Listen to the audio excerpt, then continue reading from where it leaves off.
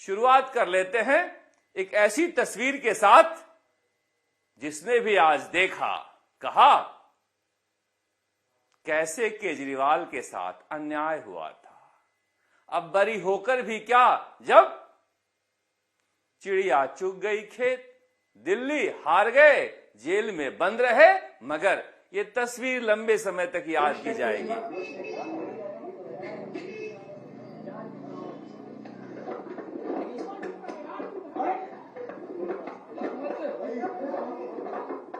रोते हुए केजरीवाल, फपक फपक कर रोते हुए केजरीवाल। हिम्मत रखिए सर, संभालिए अपने आप को, साथ वाले कह रहे हैं।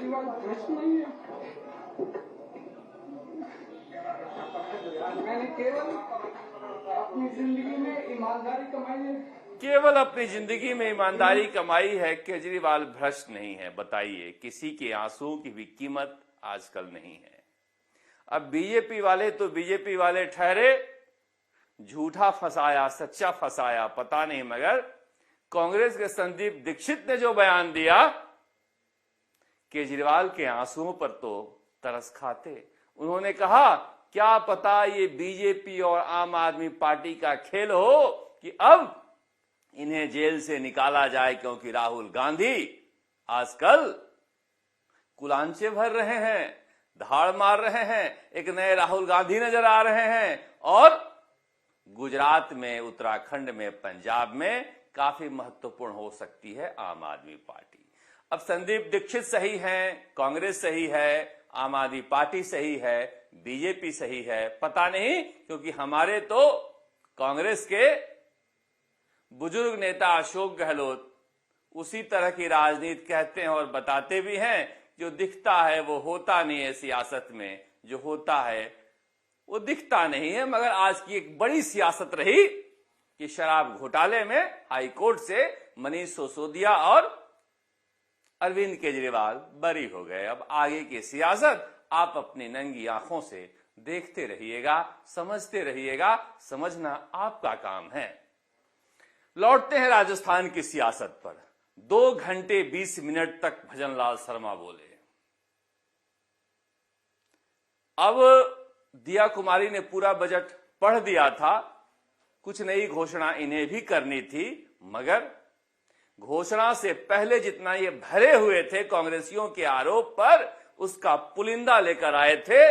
टीकाराम जूली राजनीतिक भाषण दे रहे थे, मगर आंकड़े ज्यादा भेजे गए थे अशोक गहलोत के यहां से टीकाराम जूली को पढ़ने के लिए। अब पता नहीं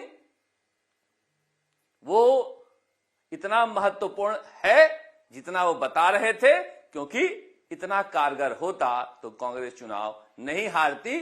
टीकाराम जूली को आगे की तरफ देखना चाहिए, पर आज वो गोविंद सिंह डोटासरा के परफॉर्मेंस से मुकाबला करते हुए नजर आ रहे थे। आज चिल्ला भी रहे थे, हंस भी रहे थे, बोल भी रहे थे और आंकड़े भी गिना रहे थे। पर भजनलाल शर्मा जो उस दिन रह गया था उसे पूरा करने के लिए आए थे। पहले उन्होंने बजट पर नहीं बोला, पहले उन्होंने 5 साल बनाम 2 साल पर बोला, क्योंकि उस दिन भी टीकाराम जूली का रह गया था अशोक गहलोत की तरफ से बोलना, इसलिए टीकाराम जूली भी अपने तैयार भाषण को आज ही बोले, लिहाजा लंबे समय तक विधानसभा चलती रही। पर जो बात भजनलाल शर्मा ने कही शुरुआत कि हम तो चाहते थे कि काम पर चर्चा हो, इसीलिए हमने इस चुनौती को स्वीकारी थी जो गोविंद सिंह डोटासरा ने दिया था। इस चुनौती को स्वीकार करके हम आए भी थे, मगर आप भाग गए, क्योंकि आपके पास बताने के लिए कुछ नहीं था। अब क्यों भागे, उस पर उन्होंने लंबा चौड़ा वक्तव्य दिया, कांग्रेस को व्यंग्यात्मक तरीके से घेरते हुए कि वर्चस्व की लड़ाई टीकाराम जूली और गोविंद सिंह डोटासरा में चल रहा है सदन के अंदर, जिसकी डोर अशोक गहलोत पकड़े हुए हैं, वहीं से संचालित करते हैं, सदन में आते नहीं हैं। अगले दिन सदन में ना आने वाले अशोक गहलोत पहुंच गए थे विधानसभा में और गोविंद सिंह डोटासरा के खिलाफ मोर्चा खोला। शांति धारीवाल ने और राजेंद्र पारीक ने, दो विधायकों ने। वो किसके कहने पर खोला होगा? अशोक गहलोत, और कौन? मगर गोविंद सिंह डोटासरा इन दिनों इन चीजों से ऊपर उठ गए हैं। वो जानते हैं कि अशोक गहलोत से मुकाबला सचिन पायलट की तरह किए तो मात खाएंगे। वो आमने सामने के मुकाबले में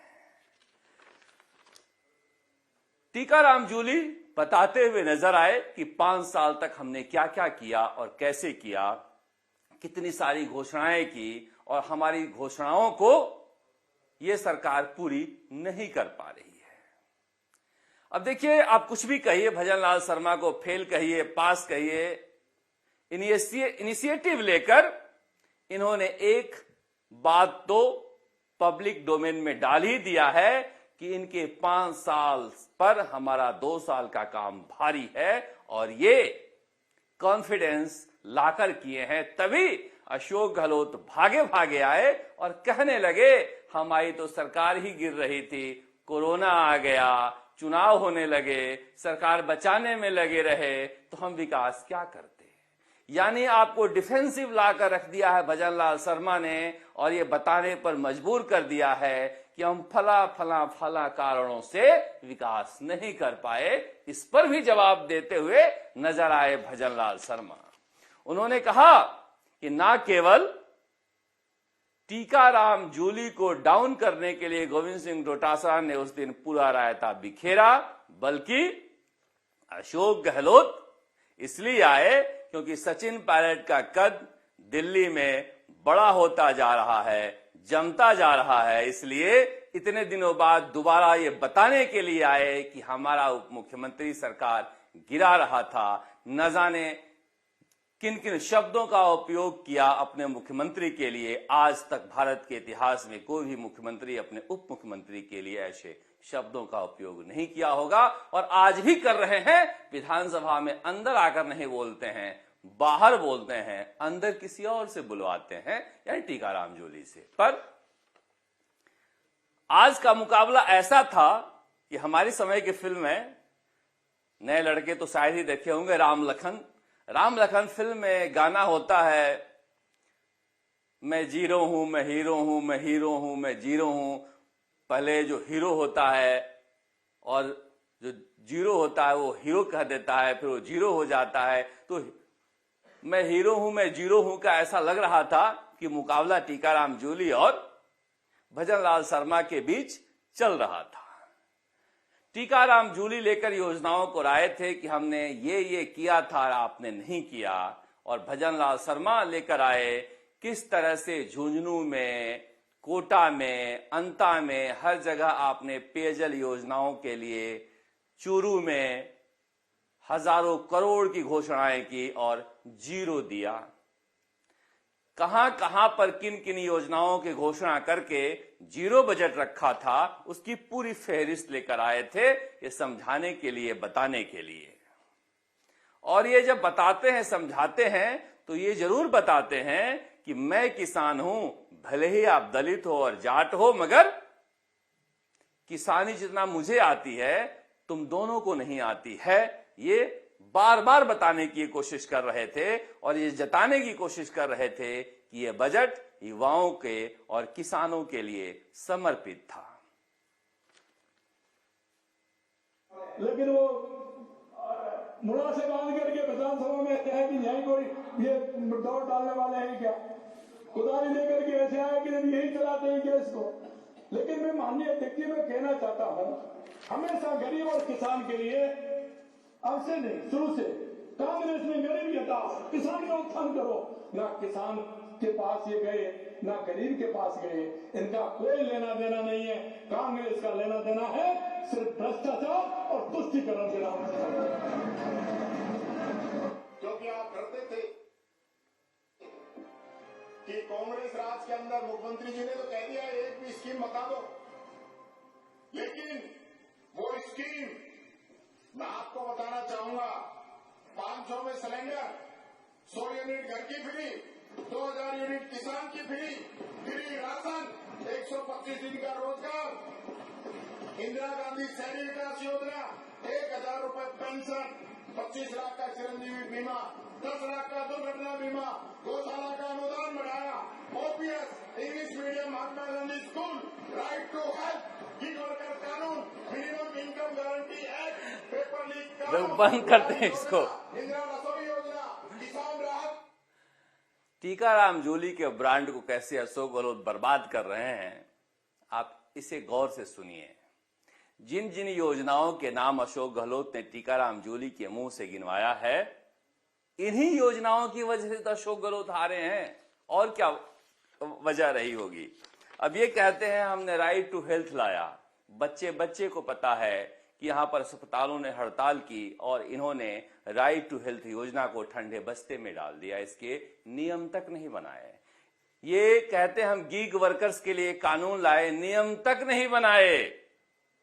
अब बताइए किस मुंह से ये कहलवाते हैं। ये कहते हैं 25 लाख तक का हम चिरंजीवी बीमा देते। 25 लाख एक भी व्यक्ति को इन्होंने नहीं दिया है, अगर दिया है तो टीकाराम जूली उसका नाम बताएं। और यही हाल अब बीजेपी सरकार की हो गई है, वो कहने लगे हैं 25 लाख तक के मां योजना का इलाज।